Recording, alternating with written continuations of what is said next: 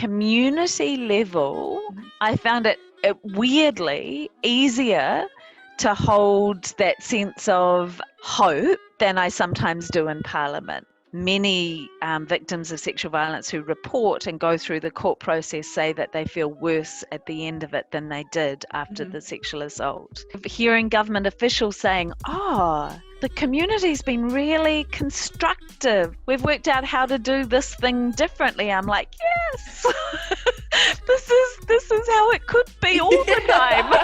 Why is that, Jen? Like, what's the main blockers for that?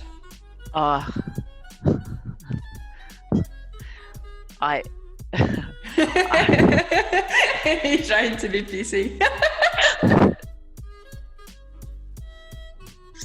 Awesome. So to start, would be great to talk a bit about when you were like a kid, or when you were in high school or school. Like, what did you think you were gonna grow up doing? Like, what did you want to do?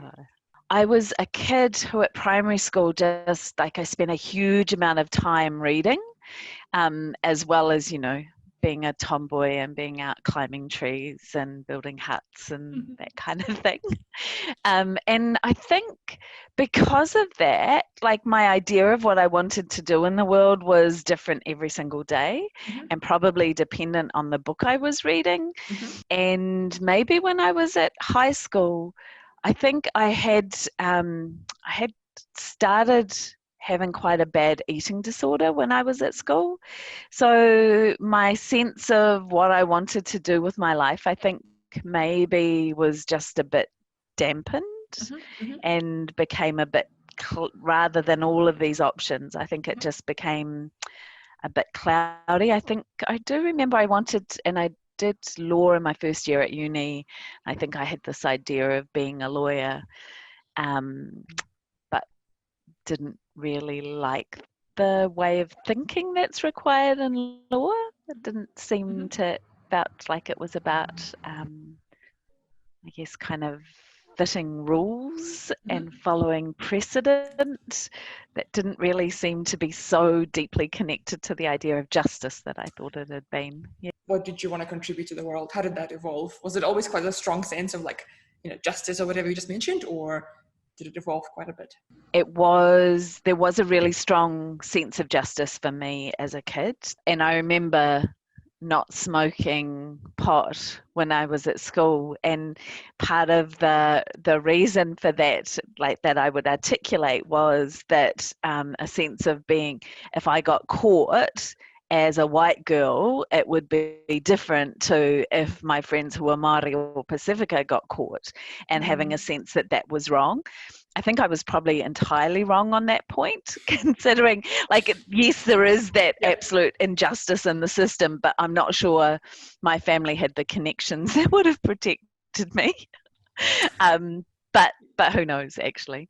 And so there was that was kind of, but I didn't really have a sense of how to achieve, what to be able to do about those issues. And definitely when I was at university, like I had, was really depressed and struggling to kind of get through every day.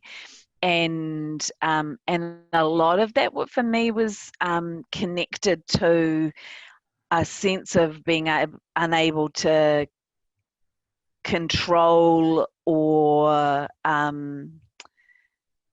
find a way to deal with massive, what I saw as really strong levels of injustice. And and that was connected to lots of friends and my own experiences of sexual violence. And as well as I think having grown through that time, growing up in the 80s, where there was massive cultural change going on from, and economically, that just shifted, changed all the rules that everyone. Yeah. Do you think, because that's something that a lot of people experience, right? Having that like strong sense of social justice or inequality or whatever else, but kind of feeling overwhelmed and not know like what to do. And I think it paralyzes a lot of people from doing anything, which is quite unfortunate. Like, how did your, I guess, like how did that eventuate? Like with politics, like did you want to? Did you like figure, okay, I'm going to become a politician and that's how I'm going to channel my, what was your No, journey? not at all. And actually, the thing that I talk about, the thing that shifted for me from feeling overwhelmed and powerless was my first job out of university, and that was working for Women's Refuge. And I think often, like in the public, people talk about refuge workers as, there's people who are doing good in the world for others. Mm-hmm. But actually, my experience of it was that it was a huge privilege to be alongside women at a time where they were taking really big risks emotionally, Mm-hmm. as well as for their own lives and their kids' lives. And that sense of bravery Mm-hmm. against against a system that was working against them was really inspiring. But it was also that Refuge, at least the collective I was in, was a feminist organization. It was a collective. We were in, the way we organized ourselves was to counter the systemic violence Mm-hmm. that was causing violence against women and children. So it was minimizing those power inequalities and Mm-hmm. working out and unpacking our own beliefs and sense of privilege. And it gave me a sense of being that actually it was possible to stand in solidarity with others Mm-hmm. and work to change this, not just be a victim of it. What was the, so you worked at Women's Refuge. How did you, did you have many different other things you tried before you got into politics, or what was your journey Yeah. into? Yeah, so from Women's Refuge, I had a brief stint of managing a backpackers with my Okay. girlfriend.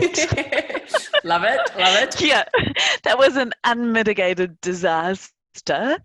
And then I was the first paid women's coordinator at the University Students Association, which was an amazing job actually, because I guess it was a very political time around the introduction of the fees Mm-hmm. into tertiary education and fighting against that. But also there was so much freedom Mm-hmm. in terms of, and resource to be able to kind of look at how we could, work together as women to improve and raise consciousness of Mm-hmm. oppression of women in that context. So it was a very cool job. And Yeah. then worked setting up a youth health service in the Hutt Valley, which Cool. was really great, really interesting for me. It was the first time of working with young men or men Mm-hmm. and seeing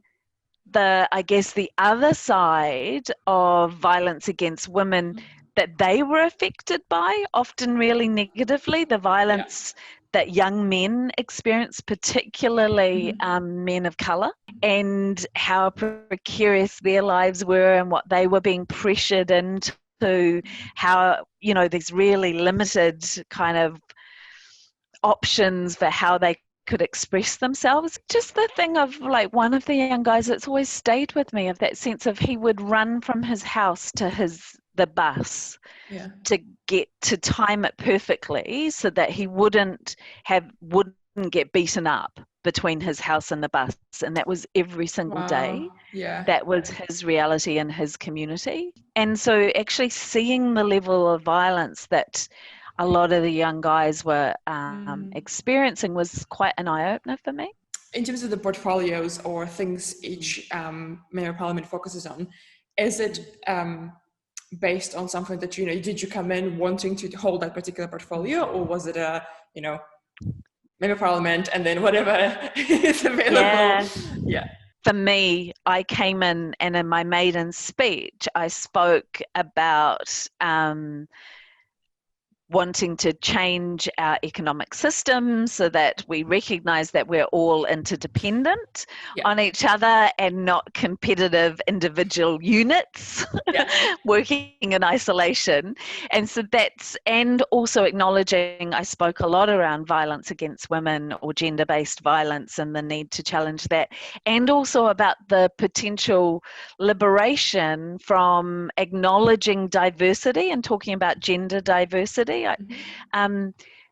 So I certainly I'm not sure how I would have felt if I hadn't got those portfolios to be able to work on those issues. That would have been really tough.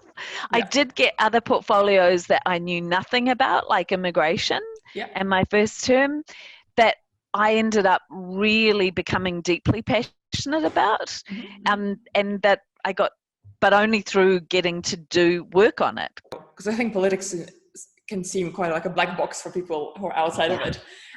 What's your, maybe not day to day, but like week to week, like what are the core things that you spend your time on in regards to each portfolio? I guess it changes completely week to week. So, and if this term I've got a role within government, which is and I have the longest job title in government, of the Parliamentary Undersecretary to the Minister of Justice, Domestic and Sexual Violence. So that's usually Mondays, the Parliament won't be sitting, and I'll have meetings in the community, usually, and that could be anybody, because I also have roles outside of government in MSD and the Rainbow Portfolio and seniors and ACC and workplace relations and Te Tiriti o Waitangi.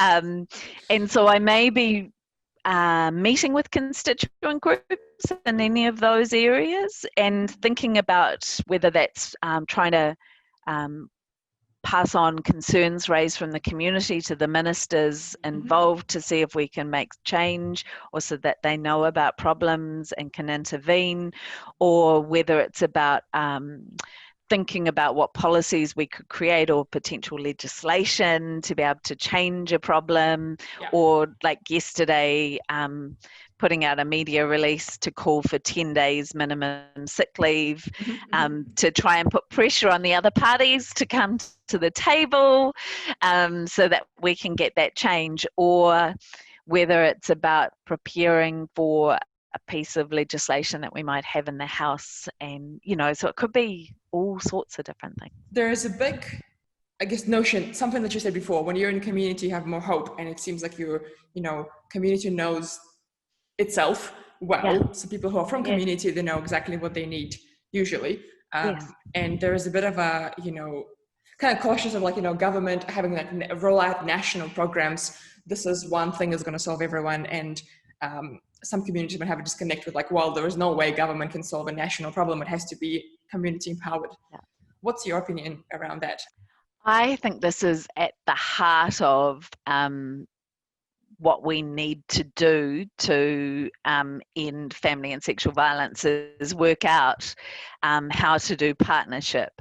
And that's between Māori and the Crown.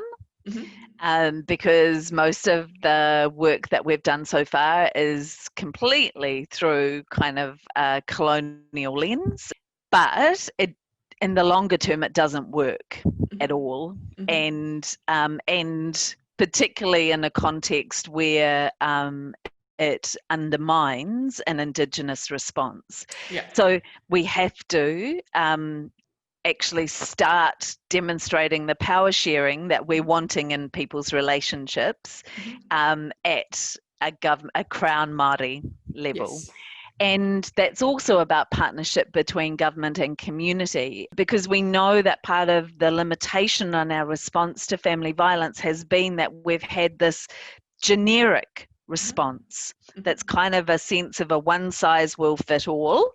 And we have this response, so this works for everyone, when in actual fact we know it doesn't. That particularly for we made changes in the legislation last year around family violence legislation to help recognise some of the specific dynamics that people with disabilities or seniors may experience that are different to other people, and that our system has failed to recognize or respond to. So we have to work with those communities to inform this government agencies on how to recognize and appropriately respond. And we have to resource those communities to be able to create pathways for disclosure, because they don't actually exist at the moment. And that's also true for LGBTQIA plus communities. And we know there's higher levels of violence experienced by bisexual people and trans people, but we haven't created appropriate or effective pathways for them. And it's also true for many of our migrant communities. We've got the beginnings of responses in communities, and organisations like Shakti and Sharma have been doing valiant work, but without consistent understanding of within other agencies who they spend a lot of their time battling to be able to get the support for people. John, if you weren't doing this work, what would be the alternative universe Jan be doing? I mean, I don't know. I think it would always be this work, regardless of what the work is. I have particularly loved doing training. And like within refuge and working with women in violent relationships and kind of doing those programs, but also the creativity in terms of teaching and the ability to explore these issues in a kind of school context as well. You know, like, who knows? All suggestions, but I have been through all this different aspects of social outcomes work, I guess. Like for young people now who might be feeling a bit like overwhelmed or not even young, to be fair, right? There's a lot of people now who are just kind of feeling like, I don't know how to contribute, and like do you have any sort of, I don't know, advice or something comes to your mind that? Well, I think it's sometimes that answer is personal, and we all have different kind of gifts that lend themselves to contributing in different ways, like what you're doing here. I don't have those skills, but for me it is about actually talking with other people, making that connection with others, and taking action for change. Because that for me was the shift from feeling powerless and overwhelmed to actually feeling like, okay, this might be hard, it might not be quick, but at least it's possible to hold hope when you're moving. I think when we look at people in positions of, I guess with politicians, right? You guys are like, your life is on everyone's can see you and ask you things. You're very much in front of, your life is in front of people.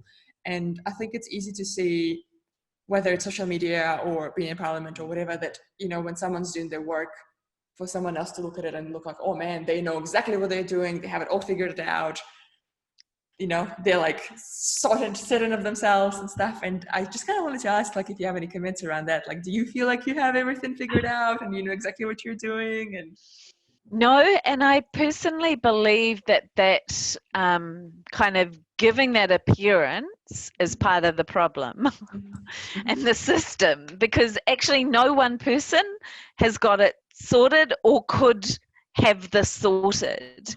And the more we look to one person to have this sorted, the more we remove our own power and agency and actually limit the potential for a collective response. I really hope people don't look at me and think I've got things sorted, or that I'm presenting in a way or communicating in a way that is presenting kind of fixed solutions or having a sense of knowing more than others, because to me, at the heart of my politics and at the heart of what I believe will achieve change in the world is that we've all got this Mm-hmm. and none of us have it.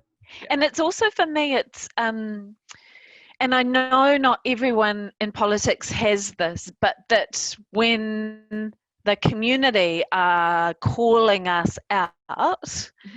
for me, that's an opportunity. Mm-hmm. It's not something to defend ourselves from or to say, no, we've all got this under control. And I know that people want to feel like everything, particularly in these times, to feel like we've got it all sorted. But actually having it all sorted is being open to there being more to do. Thank you so much, Jan. Oh, it No, was so lovely to finally talk to you. yeah. And yes, thank you so much for your time. I'm super, super appreciative. I had a wonderful conversation with you. I really enjoyed it too. Yeah, Thanks so much. yeah.